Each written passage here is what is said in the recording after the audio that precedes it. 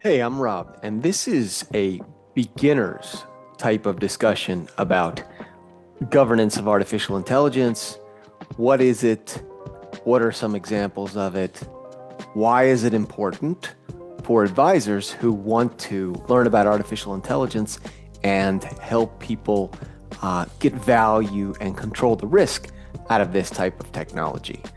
We can talk about a couple of examples of governance frameworks and what governance is and how you can learn a little bit more about this topic.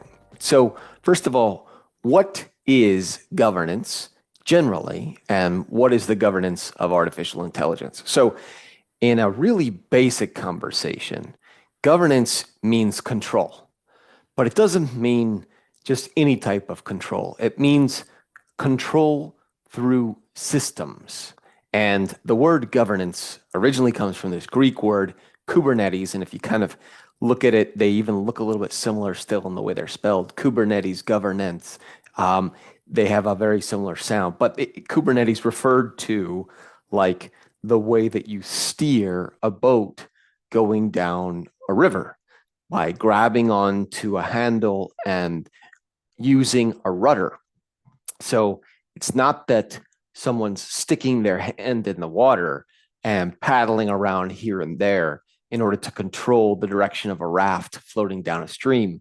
Instead, they're using a system. They're using a handle that's connected down to a shaft, and in the water, there's a rudder. And by using a system, they have greater leverage, right? Just a little turn of the handle can make a big turn on the raft. And that is the idea of governance. It's directing something through systems. So maybe a little bit indirect, but probably more powerful, even if it's less direct. And there are those who are charged with governance, and at organizations, this is whomever is at the highest level. And usually we kind of think of managers and executives being at the highest level, but there's always someone higher than that in really big organizations, right? There's the shareholders, which ultimately own the company, and then the board of directors is elected by the shareholders to oversee management. And management operates on a day to day basis, the organization, but the board of directors governs by steering management, replacing management, overseeing the highest level of direction and intent of management, and approving management's biggest initiatives, and then swapping out when it's necessary, or voting different ways when it's necessary. So that's what governance is. It's the highest level of control, oftentimes through an indirect means. So, what are some examples of those indirect means? It could be things like choosing leaders, it could be things like policies, approving policies that have been presented.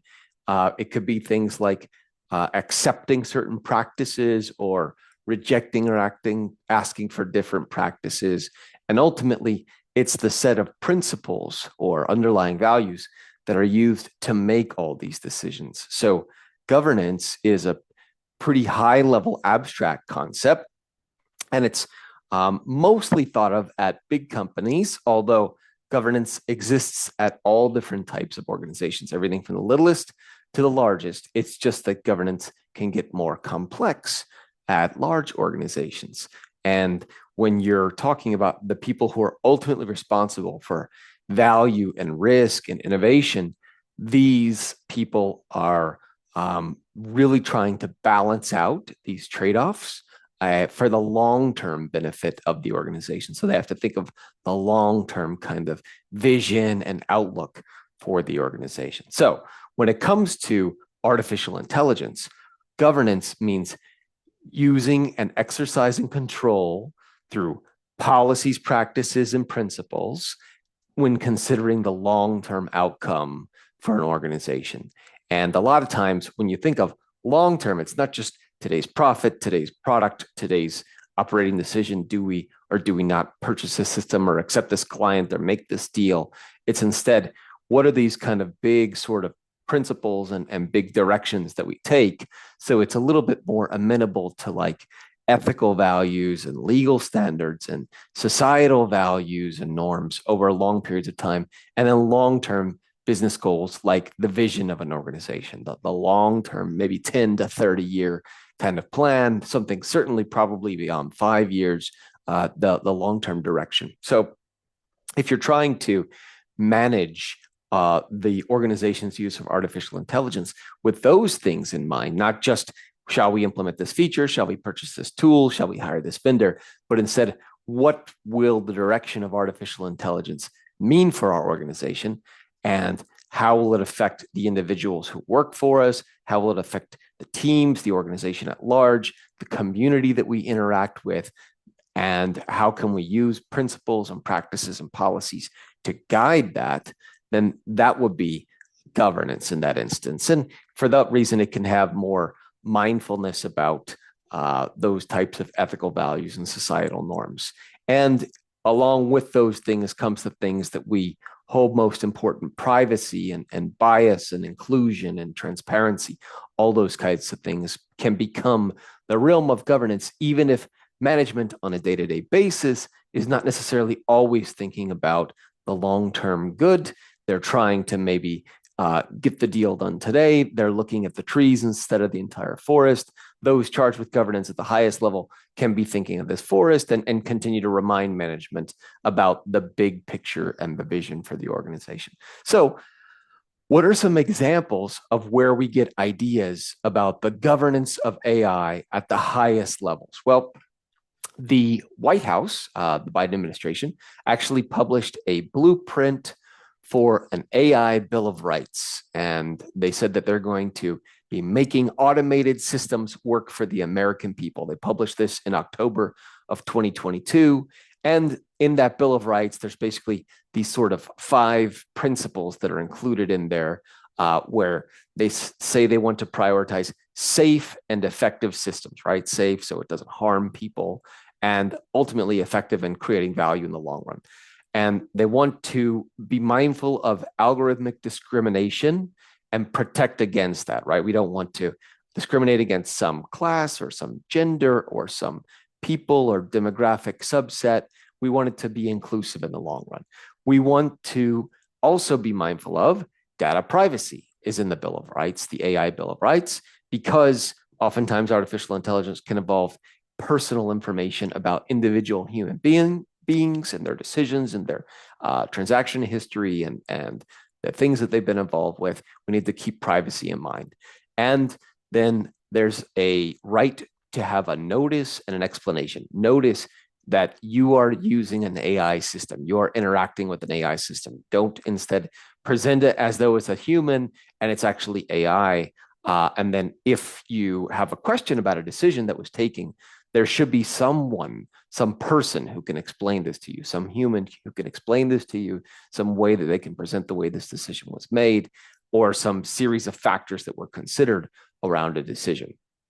Finally, there should always be, as codified in the AI Bill of Rights, a alternative that's a human path or human consideration and a fallback to a human system. So even if we do make great use of artificial intelligence systems, we got to be able to fall back to some other type of operating model. So that's in the AI Bill of Rights.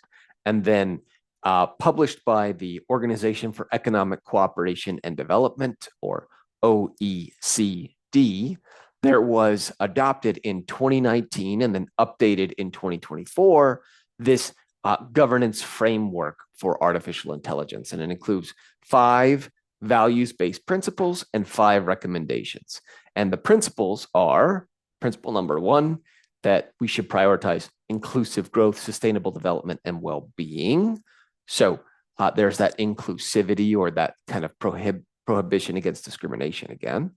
Principle number 2, human-centered values and fairness, right? We want to keep people's values at the forefront, even if there's a lot of automated decisions. The machine should work for the humans, not the other way around.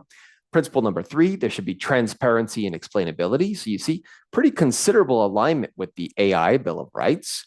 And as a matter of fact, the AI Bill of Rights was influenced by these OECD principles, because as you heard, these were originally published in 2019.